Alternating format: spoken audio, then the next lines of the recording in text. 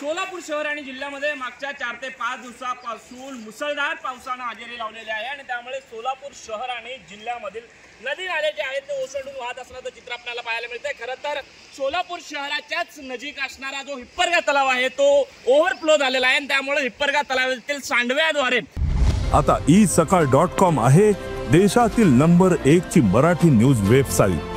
प्रत्येक अपडेटसाठी isakal.com ला नक्की भेट द्या। जे पाणी येतं त्यामुळे नदी नाल्यांना पूर सदृश्य परिस्थिती प्राप्त झालेली आहे। मी सध्या उभा आहे बाळे परिसरामध्ये आणि बाळे परिसरामधून आपण बघू शकताय की आदिला नदीला पूर सदृश्य परिस्थिती या ठिकाणी निर्माण झालेली आहे। बाळे आणि सोलापूरला जोडणारा जो मार्ग आहे तो सुद्धा आता ठप्प झालेला आहे। खरं तर बाळे सोलापूर मार्गावरील जो पूल आहे तो पूर्णतः आता पाण्याखाली गेलेला आहे। त्यामुळे या आदिला नदीचं पाणी जे आहे ते बाळे परिसरामध्ये जाऊ शकतं।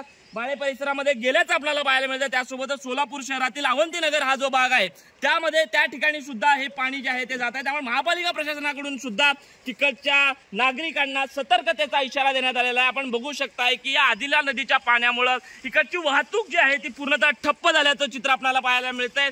सोलापूर आणि बाळेला जाणारा जो मार्ग आहे त्यावरील वाहतूक पूर्णतः खोळंबल्याचं चित्र आपल्याला पाहायला मिळतंय आणि या आदिला नदीच्या पाण्यामुळे आपण बघू शकताय की शेती सुद्धा पूर्णतः पाण्याखाली गेल्याचं चित्र आपल्याला पाहायला मिळतं। खरं तर खरीप पिकाचं मोठ्या प्रमाणामध्ये नुकसान जे आहे ते या पावसामुळे होत असतानाचं चित्र आपल्याला पाहायला मिळतंय। यामध्ये तूर असेल, उडीद असेल, सोयाबीन असेल ही सर्व पिकं पाण्याखाली गेल्यानं पिवळी पडत आहेत आणि त्याचा थेट फटका हा शेतकऱ्याला बसत आहे। त्यामुळे जिल्ह्यातील प्रशासनानं याची पंचनामे करावेत आणि तत्काळ नुकसान भरपाई द्यावे अशा पद्धतीची मागणी सुद्धा आता शेतकऱ्यांमधून होत असल्याचं एकूणच चित्र संपूर्ण सोलापूर जिल्ह्यामध्ये आपल्याला पाहायला मिळत आहे। विश्वभूषण लिमाय, साम न्यूज, सोलापूर।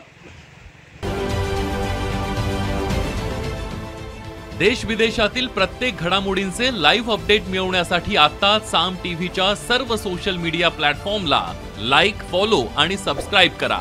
तसंच सर्व नोटिफिकेशनसाठी बेल आयकॉन प्रेस करायला विसरू नका।